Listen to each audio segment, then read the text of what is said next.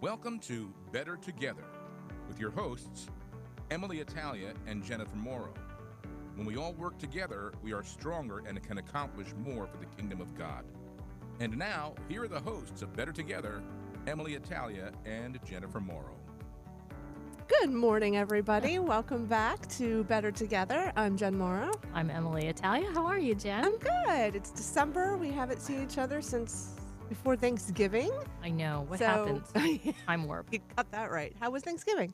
It went fast. Like I was remarking to my in-laws as we were leaving, like, you do all this preparation and it feels like it takes so long. And then before you know it, you're saying goodbye to everybody. Yeah. So, I mean, it was lovely. It's always lovely to see everyone. But how about you? Did you do anything different? I went to Texas to see my family, which has been a while, actually. We flew down actually on Wednesday before Thanksgiving, the day before. How was that? So I've never traveled on like any major holiday like that. So we took the first flight out, left at 6 a.m. and it was a dream. No, You're we parked at the parking lot. I thought you were gonna say it took like 3 hours extra, and not at all. We zoo. walked in. We had like an hour ahead of time because there was nobody in line. We walked. Wow. I got my steps in that morning. We walked. We walked to the airport and got on the plane, and it was perfect. Now, when we landed in Texas, however, by now it's like 9:30. So then I'm sure it was. Yeah. So if you ever have to fly on a day before a holiday, I would say get the first flight out. Yeah. So, Well, that's good to know. I was shocked. So yeah, I got to see my mom, my brother, Nice. some cousins and aunts, and my niece, and so it was a good time. Oh, sounds like a good crowd. Yeah. Do you guys do the traditional turkey, or do you try something different? I don't know if like Texas food, you do a like Tex-Mex spin on it. No, we're pure turkey people, but then we have like all the sides that are like, of course, everybody has sweet potatoes with marshmallows probably, but we have like, I don't know, all kinds of crazy things like stuffing with sausage and, you know what? I just can't think right now. I'm trying to think what might be different. It's fun to hear how people do a little bit different. I'm a foodie, so I like seeing the different traditions, and like we never had macaroni and cheese as a side, but that's kind of become a thing over the years, like the traditional baked.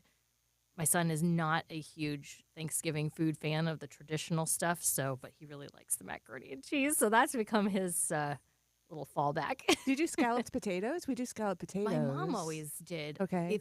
She didn't do scalloped. That was more like a Easter with the ham thing, I think. Okay. I think it was my grandfather used to do the mashed potatoes all the time, and that has been passed on to me. And every year I'm kind of like, you sure don't want me to do something else? And anybody else want to do the potatoes? Like, no, you got this. So it's like once something is set in stone, too. That's your job. Like that's what you do. Like my mom for Easter, I may have said this already. She makes this bunny cake. And which is, it's basically, box cake shaped in a thing of a bunny. She covers it all in white icing and coconut.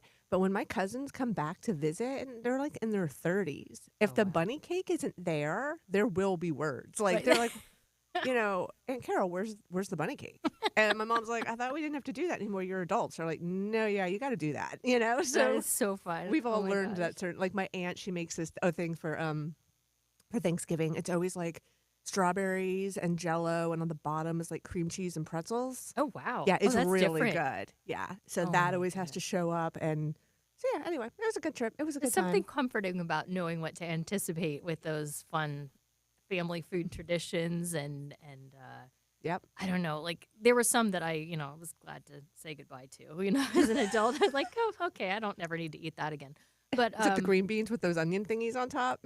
We never did that. What? But honestly, my brother-in-law used to work for the company that makes the onions, the crunchy onions. So for a while there, that was a big side staple because, this is like making the onions. So we got to... We make, I will say that one thing that I make still, and my mom makes it the best. So when I get home, like, yay. It is. I think I talked about this on Talking Catholic too. Actually, it's green Jell-O, and then it has cream cheese and marshmallows in it, and then you kind of and pineapple. Is it like all stirred together? Yeah. Or is it layered? No, it's all stirred together. Now my mom makes it with walnuts and celery, and I'm like, yeah, that's an abomination. No, so but when you take that to a party, it's basically just a green mold with marshmallows on top. And people are like, no. I'm That good. was a big deal in the 80s, I feel like. Yeah, and, like and even what's before that, like 70s, like the Jell-O ambrosia? mold. Yeah, But this wasn't we ambrosia. had but- like fluffy salad. My Yeah. mom called it. You know, it was like, well, it was because it like was that. like mixed. I forget. Like it made it fluffy somehow. It was like a Jell-O base, and my mom's gonna be like, "How do you not remember what goes in there?" Some sort of fruit and walnuts, Yeah. and but it was kind of like an ambrosia.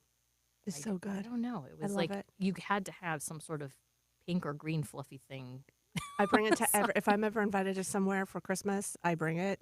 And I will tell you, for the most part, people are like, "Oh, thanks," and then they do try it. Some people like it, some don't. I mean, the color alone, it is bright green. That Yeah, sucker that's is a little neon off-putting green. sometimes. But Like I don't think they make that in nature. yeah, definitely not. But it's Oh, kind of wow. cool that we're talking about, Right. this, and because one of our topics today is hospitality, for the show. So this fits right in that we're talking about It Thanksgiving. does. Well, once I get started on food, it's hard to shut me up. So. That's like a Everybody, big we part of did it. threaten Emily and I talking off air having a food show, especially since this is on YouTube, and then just like bringing all these dishes in. Right. I We don't. could have like the members only section, like that happens after the regular show. Subscription based. You might, because you can maybe you'll see me make the green seafoam salad. Ooh, Yeah, I like that. Like the actual demo. yeah, that could be a special. Okay. I'm sure Emily's is much better than mine since you are a professional chef. Ish. Yeah. A little side gig. Oh So my talking goodness. about, I mean, you are a cook. You are an amazing cook and amazing baker.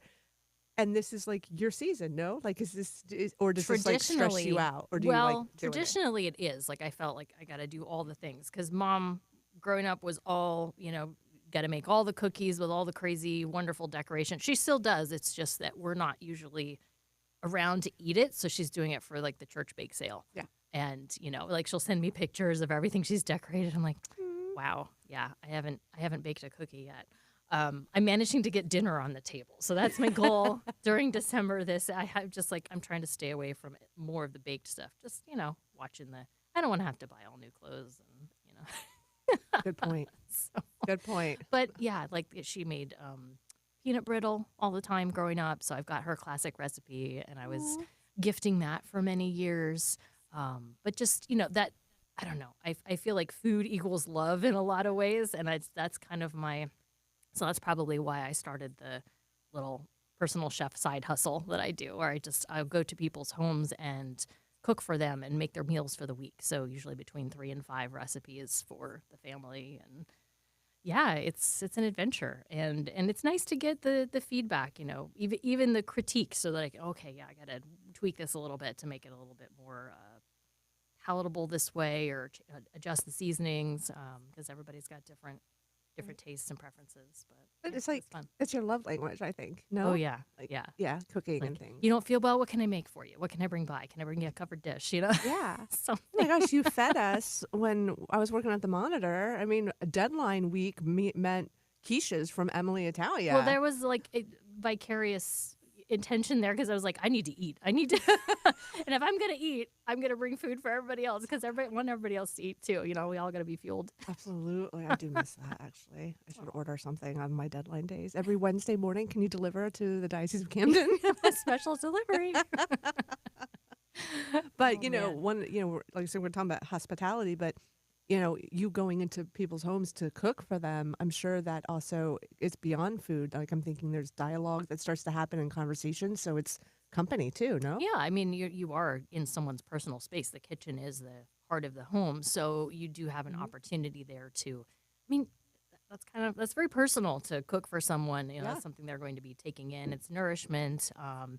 And in the case of one client, I've been cooking for actually her elderly parents are in their own home with a caregiver, and they've been taking some of those meals to them as well. So it's actually 2 families that are eating whatever I'm making. So, it's a lot of people to consult for the right recipes, but I think they've appreciated not having to worry about that additional element in their lives because it's a lot when you're older and you're having a hard time cooking for yourself. Mhm. So, but you actually have a connection with someone in your diocese at the remind me the name of the organization again, that is actually an outreach to elderly, Right. particularly. Yep. So in the Diocese of Camden, we have Vitality Catholic Healthcare Services, Diocese of Camden.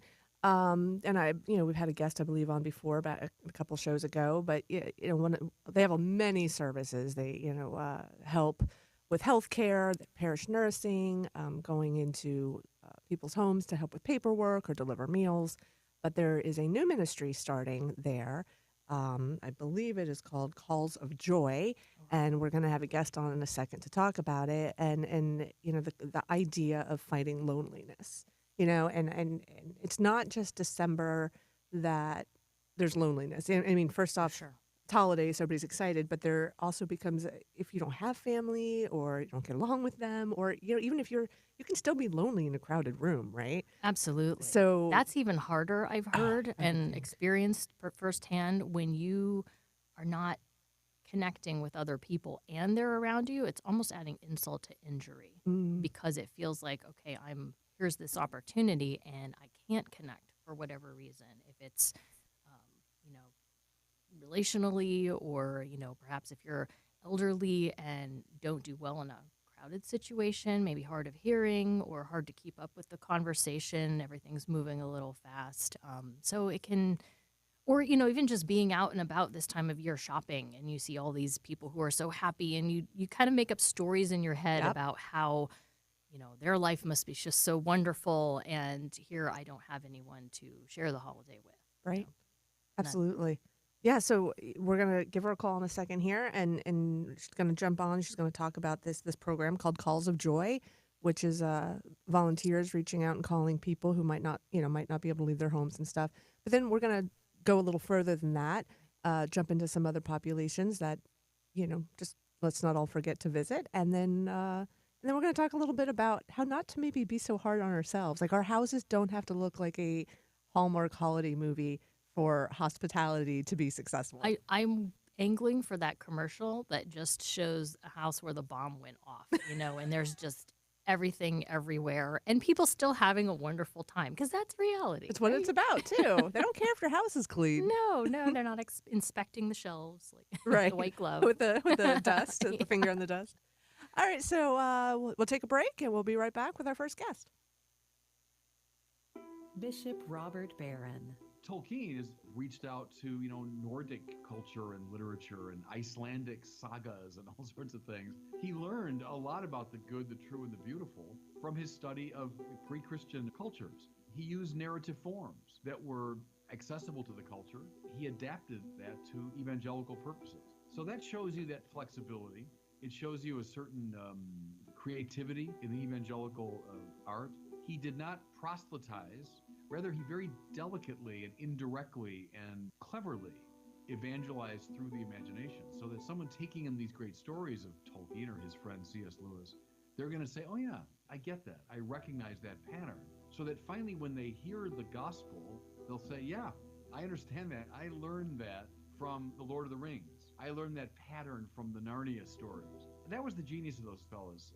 The leading Catholic voices are on EWTN Radio. Dr. Simon Greenleaf was a Harvard law professor. He wanted to debunk Christianity. He thought everything these people believe rests on their claim that Jesus rose from the dead, but that wouldn't even hold up in court. So he started writing about it, and he became a Christian. Why? He eventually concluded, what's going to put someone away in court? An eyewitness. What if you have a bunch of eyewitnesses? Jail. What if the eyewitnesses are all willing to die for what they saw? Case closed. That's what we have with the rising of Jesus from the dead. Not just people dying for a belief system. These people died for something way more than that. They died for something they saw. Big difference. St. Peter was crucified. He said, I'm not worthy to die like my Lord. Crucify me upside down. St. Bartholomew was skinned alive. It makes no sense to do that for a lie. The resurrection of Jesus, God conquering death, it's the best news in history. And the best part about it is, it's all real. This is Chris Stefanik from RealLifeCatholic.com on EWTN Radio. Hey, everybody, and welcome back to Better Together. I'm Jen Morrow, and with me, EmmaLee Italia. How are I you? almost just started talking and over that commercial, so that was Going to compliment your scarf. So for Oh, those thank you. people Yes, I'm watching all on, green and red today. I know you're very Christmassy. So, all right. So we're talking about hospitality, and we're going to introduce our first guest with us. She is from the Diocese of Camden, Christine Willard, and she is the manager of parish-based senior programs for Vitality Catholic Healthcare Services. Good morning, Christine. Good morning. It's a mouthful, Good morning. I got that right. especially in the morning. Right. The ironic thing is I did it perfectly right before the break, and then, of course, you were on. I'm like, oh, my goodness, and I just botched it. So good It took me morning. a long time to practice that myself.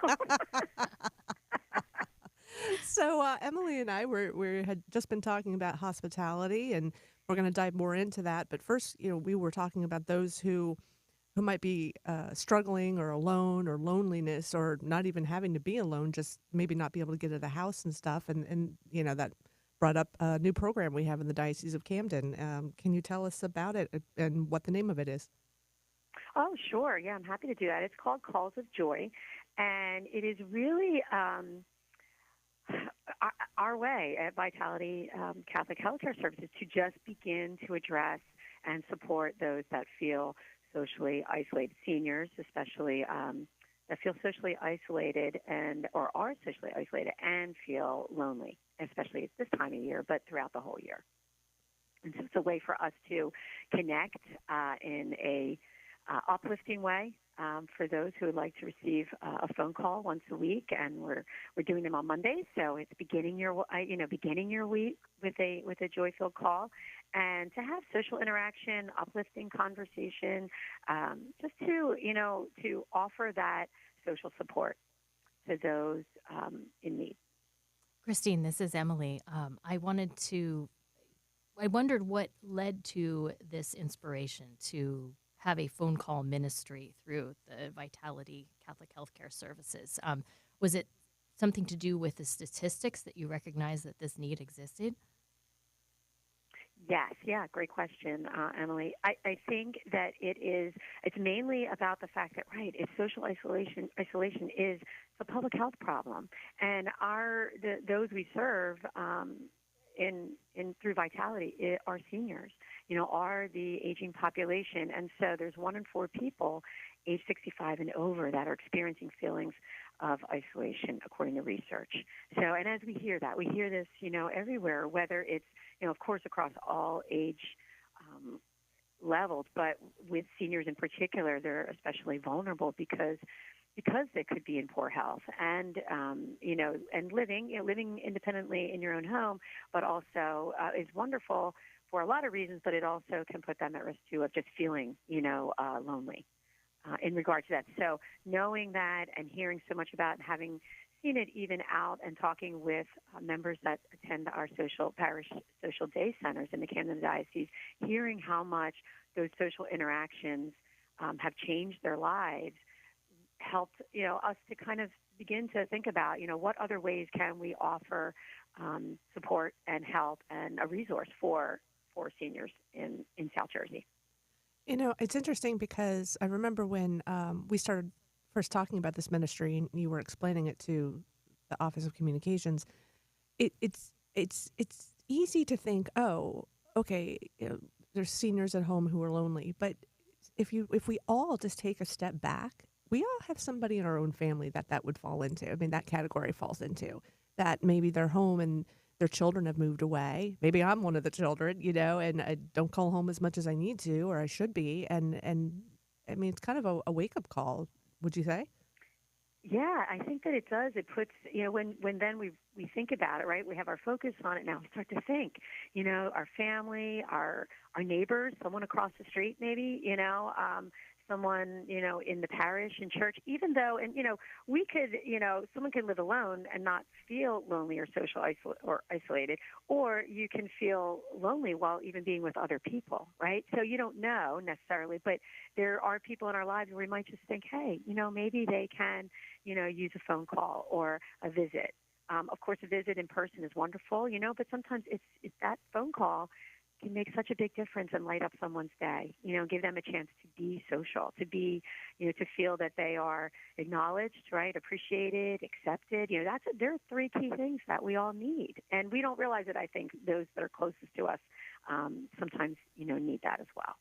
And I would imagine that it's difficult for a lot of people who are in that population to be self-advocating. Like if they recognize that they're lonely, it might not follow that they would, I need to seek social interaction. I need, maybe for some people that's second nature, if that's part of who they are, if they're very extroverted. Yeah. But if you tend to be maybe more of an introverted type person, generating those social opportunities can be really challenging anyway. And then you add to that the time of life, health concerns, being unable to be ambulatory, to leave your home, that just severely changes your social opportunities. Whereas, when you're mobile, at least, okay, I can go for a walk, I can go to the grocery store, I can, make small talk with people in kind of low. I'm not sure if you would call that kind of a low grade social, but at least like you're acknowledging other people. It's different from just, being stuck in your home all the time. Yeah. And it is really difficult, especially for the aging population, because of those things that you mentioned, right? So there could be poor health. You look at right now this time of year, it's less daylight. Many, seniors don't want to be driving, let alone they may not drive. So transportation's an issue. There's, like you mentioned, mobility, and some of that can just put them into that cycle of feeling, depressed and lonely. And so I think a collective responsibility, right, and you pointed that out, Jen, all of us feeling like, wow, thinking about who in our life can we include, in some way, especially for the holidays too, right? But all throughout the year, that we can once in a while connect with to let them know, we see you, we we're here for you, and giving them some time to, like, because as humans, we're meant to be we're social creatures, right? And so it's really needed for survival. And so if someone is unable to do that, it makes that so much harder. They might just feel like it's just not, it could roll into that feeling of, I'm not that important, right? I'm not seen. And so having us aware, all of us aware of it, collectively, I think then we can reach out and help and think about it and then and offer it, offer a call of joy, to someone and say, hey, would you be interested in this program? And, might take a few times of asking, but I think that having been with a lot of seniors and spend time with them, that they're really, they need it. They want it. They just don't know, like you said, how to go about it, or maybe are not equipped to go about it. You keep using the word not seen, and that no matter age, I think that resonates with everybody. Mm-hmm. Everybody wants to be seen. They want to be seen by a friend, by their partner, by their children, So that, I think that just, to me, that resonates very, very strongly. Yeah. I mean, some of the, I'm not going to lie, some of the best conversations I've had have been wrong numbers. Somebody will call me or I'll call somebody and I'm like, oh, I'm sorry. And then the next thing you know, it's 10 minutes later and we're still talking. I mean, I am a talker, so that might have something to do with it, but I'm serious. It's fun. It's kind of freeing. Right.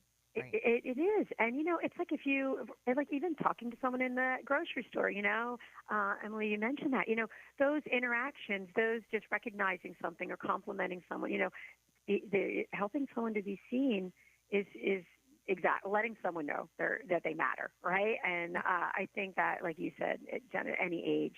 And I think, though, with the senior population, as we've heard, too, it's, they can feel it, almost like that invisible sometimes, right? They are more homebound. They are, their families are transiented and we're moving all over the place. They're not able to connect in the same way. But I remember my mom, that was, after my dad had passed, would have this little schedule of sitting at home making phone calls to her friends or family. And that half-hour phone call, or she'd write a letter, old-fashioned, right? Sounds old-fashioned, but that is really what her social connections were while we were at work, And so she needed that, and there were the things she did while she was still at home. So, and I'm sure that gave her a sense of purpose too, like not only helping her social isolation or loneliness, but also feeling like I'm capable of helping someone else in that situation. And, we can both benefit. Yeah, and that purpose, to feel purpose. which again, if it's something they can, if a senior can get out, is able to get out of the house or their home from their home, and they have transportation and mobility and can join, something, a ministry at a parish. We have ministries where, there's a lot of seniors involved, and they love attending that once a week, meeting, or, even once a month, because they feel they're belonging, a sense of belonging and purpose. That's, a wonderful way to do it. But for those that can't, that phone call, that conversation, and for them to ask questions and maybe answer questions from someone, and share their knowledge. They have so much life experience and stories to share. And we found that in the senior day centers and senior ministries throughout the diocese, they want to share. So with the Calls of Joy, help to bring that about too. I was going to say, so is it volunteers that'll be reaching out to certain people on a list, or do you sign up? It'll be volunteers that are going to reach out to after an individual registers. Very easy registration to call in to a line right here at Vitality, and it's a confidential phone call on a weekly basis, and really for a conversation, a light, uplifting conversation to share whatever an individual wants to share, and the caller and the person making the calls will, ask questions and learn, to learn about them, or in any way that we could be of help and support for someone who, could benefit from this. That's what these calls are about. I love that. I have to give a little shout out to my mom real quick, because I would say one of the best gifts she gave me and still continues to give is her example of seeing people. She will talk to anybody, and she'll talk to them for 10 minutes. It could be the clerk at the grocery store. It could be the person at the post office. I mean, she'll go out of her way to compliment somebody on something they're wearing, or just to offer a smile and thank them for their, she calls somebody from customer service. She's, oh, well, thank you so much for your time. And we had a delayed travel situation when she came to visit us in August this past year. And we're dealing with the folks behind the counter. They were very helpful. And she was just went over and above to say, I just really appreciate all the time you put into this and taking care of us. And the expressions on their faces at being recognized with that compliment and feeling, oh, yeah, my efforts were seen. That's just the greatest gift I think you can give someone, is to recognize them and to take the time to treat them like a human, to converse and not just be like, okay, thanks, bye. Mm-hmm. Right. I mean, these are basic needs, we all have. And for a lot of us, we get out, especially, as you're talking about hospitality, and there's work, and there's, family or friends. When we're younger, we can go join, we can participate how we want. And as we get older, though, we don't have that. Maybe it's food, maybe it's going to that food store that one time, right? Or that, interaction with that one person that day is all that they have. So for your mom, it's wonderful, that's that one moment that someone, for your mom, and recognizing them and complimenting and making them feel, valued, as a person. I just think that's beautiful. And I think that's a lot of what is missing today because of technology, because of our pace of life, because of, we talked about, families moving all over, and it's a little bit different than it was from what they remember, even us, our seniors, right? They grew up in an era where everybody was having each other over for coffee, or, having conversations, and all of a sudden a lot of that has stopped, and they had to learn, how to work an iPhone, or an iPad, and some haven't. So that's, there's a big gap there. And so going back to that basic of the phone call, or, to visit or to have those conversations in person, that's really priceless. So it's a gift. You've mentioned, especially with the winter season and colder weather and less sunlight. Also, by the way, many 47-year-olds also don't want to drive after dark. Yes. Saying that. Yes. I'll speak for the one talking. Two. Two of us now. So what are some ways that we could prevent social isolation? If that might be us. Yeah, that's a great question. And I think at the top of it, for anyone that really feels, if they're going to the doctor and they can share their feelings about, if they are feeling any, emotional, physical, or, mental, strain or anything at all, to share that with your physician, your provider, because I think that's most important. And a lot of times, we do routine visits, but we don't think about really sharing those. And hopefully we're asked, or they're asked at visits, but to do that. And I think, some of the ways to do it is you could schedule each time, just like making that conscious effort, I guess, to schedule time in your day to just, touch base with family and friends and neighbors, whether that be in person, that'd be great, or, to schedule something or to have that on your schedule. But it also could be through, a video, doing a FaceTime, or text or email or, over the phone. Any of those things help to build is a social connection. And then also nurturing, we talked about this, nurturing friendships, whether that be through, writing a letter or planning an outing. Even the planning itself is a helpful, is exciting. It helps to, raise our happy, hormones. And and sharing a meal together and making that plan. If there's a faith-based organization or a parish, right, to spiritually, engage with others is another way. And like I mentioned, ministries, and a lot of ministries too have outreach ministries, whether it be Stephen Ministry or we have one in the Camden Diocese and one of the parishes, Share the Care. But there are ministries in the parishes too that have outreach, especially for seniors, to visit with them and to be with them. But we also, and then so there's some things, that they can do themselves, but also, we here at Vitality are available. One is the Calls of Joy program, and we have senior day centers, and there's parish senior ministries in the diocese, and we have care coordinators within Vitality that help with one-on-one health advocacy and help someone. They can also help with some social, identify some ways for them to find some ways to be social. So Vitality is all about supporting this as well, and of calling, I'll be happy to answer, help anyone and direct anyone as well. But there are ways to just be involved, even to join another activity that maybe it's something that at one point someone enjoyed doing, a hobby or an activity, and kind of looking at that to start a class to just get out, maybe during the daylight hours, just to meet people. That's right. Walking with others, I know there's a lot of walking groups. That's another thing in different communities. So there's some ways if that's, to kind of think about. All right. Well, thank you so much, Christine. We appreciate it. If anybody's interested of being on that list, is there a website that somebody can go to or a phone number? Sure. They can go to vitality.camdendiocese.org and / Calls of Joy program. So we have a web page for it, and we're happy to connect you right away. Great. Well, thank you so much for joining us, and we wish you a Merry Christmas. Thank you, Christine. Merry Christmas to you both. Thank you, EmmaLee and Jen, for having me. Appreciate that. Thank you. A lot of good ideas right there. Wow. And, Christine is so right. That so many of our parishes across all of the diocese have senior ministries, walking clubs. Right. I do like she said that when getting out and everything creates happy hormones. I would like to create a ministry called Happy Hormones. I love it. Oh my gosh. Can we start now? I agree. I wrote it down because it was so adorable.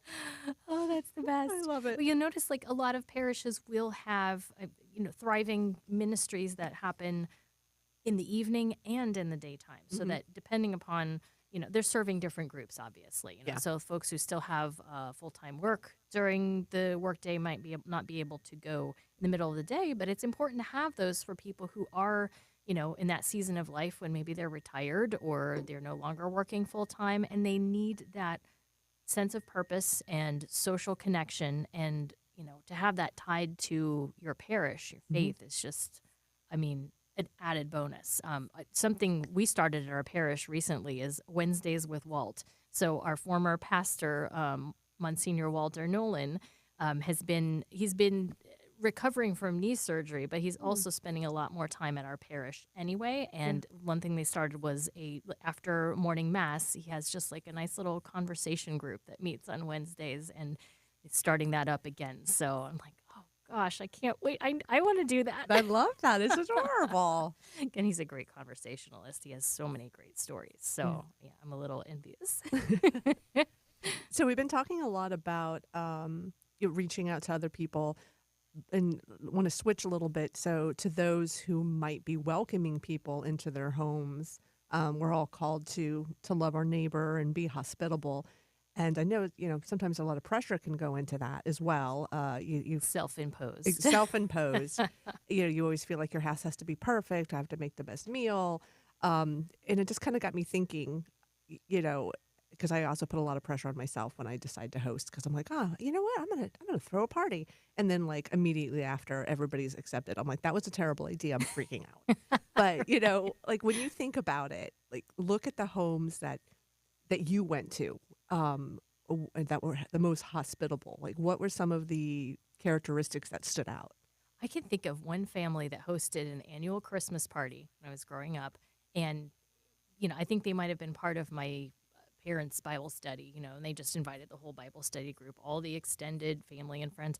I don't really remember anything about their accommodations. I just remember a house that was just filled to the brim with happy families and kids, and they always had an activity for the kids, and they had, visiting for the adults, and then we'd all get together in the living room and sing carols together. Oh my gosh. I mean, that's what I remember. I have no idea what their house looked like, but that was what, and I'm sure nobody else really remembers either. They just remember the company, the experience. And, it could have been outside in a barn, and we would have been just like, yeah, this was great. Yeah.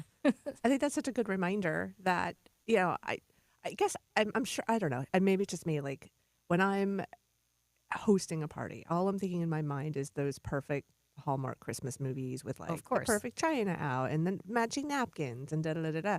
And that causes a lot of stress. And I'm like, oh, I'm going to put all the food on the table and make it look pretty and stuff. But like you, those are not the parties that I remember, or not even just a party, just getting together for Christmas dinner. Those are not what I remember a year later, 2 years later. I don't remember drinking wine out of Waterford Crystal. I remember how somebody made me feel, or the jokes that we had, or the laughter, or opening up the coat closet and realizing they clean like I do. Shove everything in a closet so nobody can see it. That's what I remember. Right. And so many different memories as a kid were surrounded by just laughter and music and the stories, and how can we get our parents to keep talking so we can play longer, like it's so true. They don't really mean we're leaving. They're just, they've got another 20 minutes in them. Yes, definitely. Let's go hide. But that's the memory making atmosphere, I think.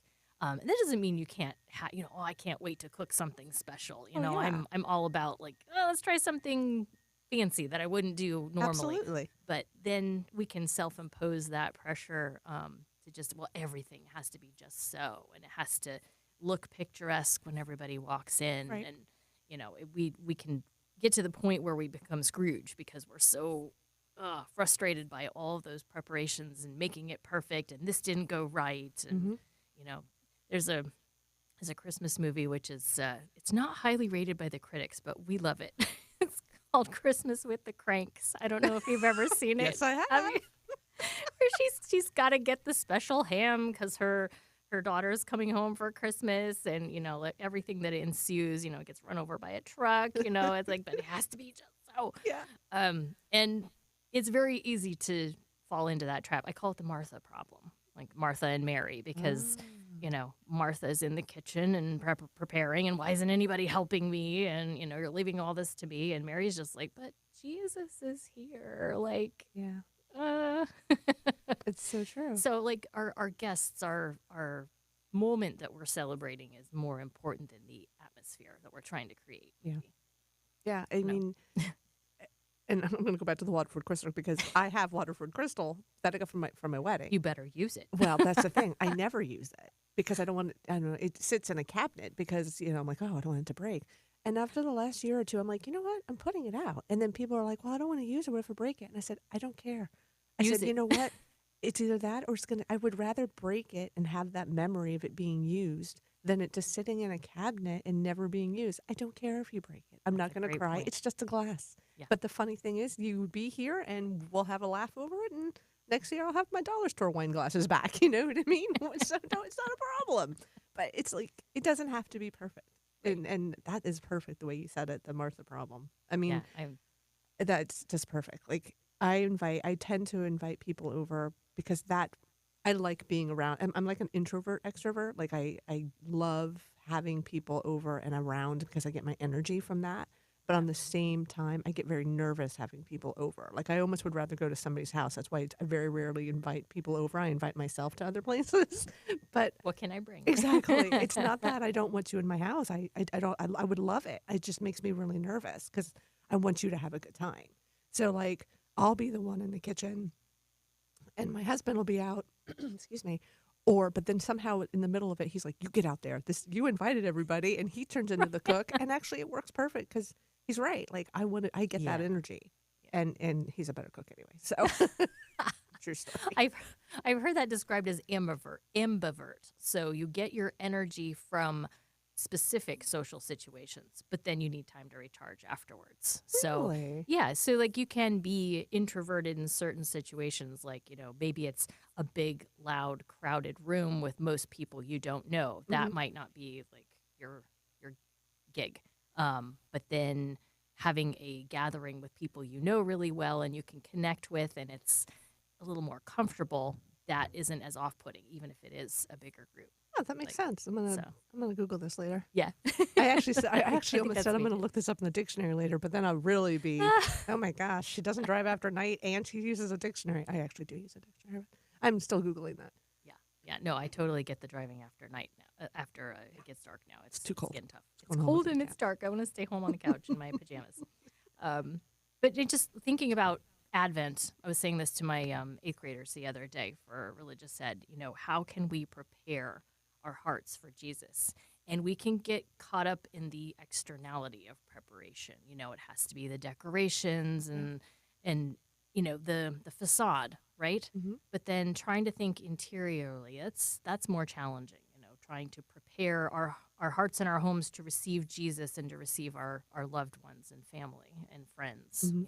Just that's a whole other that's a whole other type of preparation. Especially when we might not be feeling it. And I Yeah. hate to say that. Like, No, but- it's true, and I mean, things transpire in our lives that can make the holidays more challenging. It's like if you're going through something, maybe you have seasonal affective disorder or depression, maybe you've lost someone this year, celebrating is going to feel unnatural Right. for a little while. In fact, in our most recent edition of the Monitor, our December edition, it just went out, we have a little... For all those on YouTube, hold on. You I'm wanna going to hold it up again? right here. Product placement.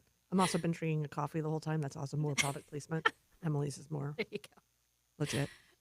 But we have a section, our In Focus section is on Christmas and Advent, and one of the articles that I did some research for was in helping those who are grieving at the holidays and trying to reach out and include them, to support them, not unlike, when we were talking with Christine about how to socially support those, and recognizing that if they're in a different season, they may not be capable of coming to a 2 to 3 hour party. Maybe they can show up for 15 minutes and be like, I'm good. I need to go, So just kind of recognizing that if you have a family member or a friend who's, I wouldn't try to isolate from the, oh no, they can't possibly want to celebrate. I better leave them alone. No, on the contrary, check up on them, see how they're doing, see if they're up for a short visit.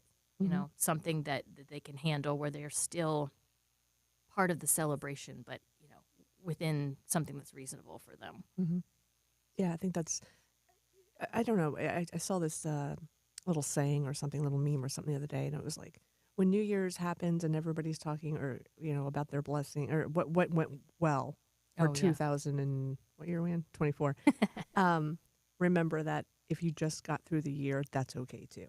Right. And I don't know, that really resonated with me because it was like, especially around New Year's when it's like, oh, there's so much pressure to do like the best thing ever for New Year's. And I'll be honest, I'm usually asleep by 11:30.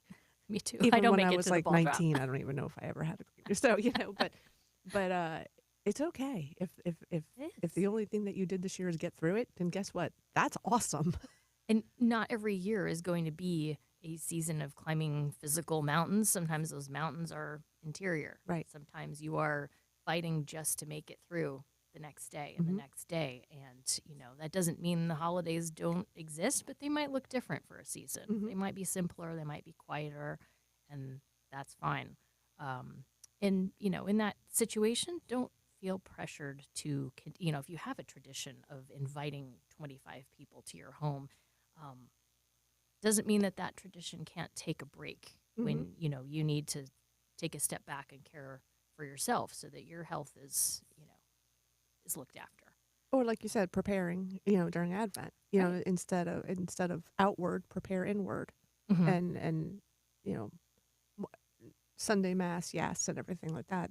Maybe some more Bible studies during the week or daily Mass, and take some time for ourselves to prepare for the real reason of the Right. season, as they say, and so that we're ready on Christmas. I love pulling out all the stops with the food. It's great, but there's always something that just doesn't go quite right. And I think we need to give ourselves a little grace in that moment and just be like, you know what, it's okay. And allow people, when people say, what can I bring? Give them an assignment, because people love to feel, oh, yeah, I want to contribute something, and then that takes the pressure off too. And like, oh, I need to make 47 dishes and, time it just right for the oven and everything. Let people come and contribute something and, make it a smorgasbord. I like the word grace. We on the solemnity of the Immaculate Conception, Bishop Sullivan was in his homily used the words or the phrase intrusion of grace, allow for the intrusion of grace. And that really stuck with me, especially in this season when, like I said, we are preparing, but we can forget that because it's like, oh, I didn't get so-and-so's gift and I have to mail this before the deadline's up, or I have, like you said, like a whole bunch of different dishes to make. But and going back to what Christine said, but guess what? We didn't see somebody. You know what I mean? Like somebody who needed to be seen. Maybe it's us who needed to be seen. But if we can allow for intrusions of grace, I really loved that because it's almost like remember that. I know I wrote it down. It was like it's an intrusion. It's a forced pause because we're noticing it. And it's so countercultural Right. now, like to pause and to Yes. actually take stock of what are we doing right now? Right. Like we're preparing for something, and it's not just a food festival. Mhm. It's something much, much deeper than that, much more central to our being. Mhm. So to make time and space for that, we do have to pause. We do have to take a step back from everything that's on the calendar and say, no, I need this time to just enter into things spiritually and review the Christmas story, review my relationship with Jesus. What does it mean that he's coming this year? Mhm. Actually, one of our deacons gave a wonderful homily, I believe last Sunday, about how the first couple of weeks of Advent are focusing on Jesus coming at the end of time. That his reincarnation, I guess that's not really the right term, but like he's coming for Coming all again. at coming again. And then the last 2 weeks are focused more on the Christmas celebration, the incarnation, Jesus coming as man to save us. Mhm. And I just loved that contrast. And I thought, I'm going to make an effort to put off the more specific Christmas things in the house. Like, I put Yeah. up some greenery and things, but I put up the manger and I just literally have the manger with no Jesus and no animals and no people. It's just bare. And then, like, after this Sunday, I think I'm going to start putting some of the animals in there because, Aw. they lived there before Jesus got there. And Right. then, like, get closer to Christmas, then start filling in some of the figures. Oh, I like that. Just, that's my little mental, I need visible cues. Yeah. I was talking to somebody the other day, and they were telling me that they have a friend who they the way they set up the nativity is like they put the wise men like across the room, and then they get closer every day. I like that. That's the I thought best. that was I could never do that That's because better I than have the elf on the cats. shelf. Oh yeah, that's a lot better. Yeah, the cats would not come off no matter where they are, so I couldn't do that. But I love that idea of like getting up, or like if you had kids, like young kids, and like having them move it a little closer. Oh my goodness. Isn't it adorable? Wow. I love that. I wish I would have thought of that. No, your idea it reminds me of that. Like, do something different. Right. Do It something doesn't have to different. be the same every year. Yeah. But I'm trying to, now that I'm trying to impart more of the faith to religious ed students, I'm trying to think about, well, what am I doing that's different? How am I marking the season differently? And maybe it's taking time to decorate gradually instead of the day after Thanksgiving, everything everything has to go up, Right. you know, and just, no, I mean, I don't want to get to the 24th, 25th of December and then just be Christmased out, you know, the trees on the curb the next day. You know, we've still got the whole Christmas season to celebrate and to embrace. That always makes me sad when I see the Christmas Me tree too. on the curb. Me too. It's like, you know, it's not quite Valentine's Day yet. I know. I do leave mine up quite a lot. But, you know, going back to the intrusion of grace, I think one thing I'm going to try to be aware of at any Christmas party or Christmas dinner or Christmas Eve dinner that I'm at is, instead of feeling that I have to talk to everybody, just talk to one person at a time.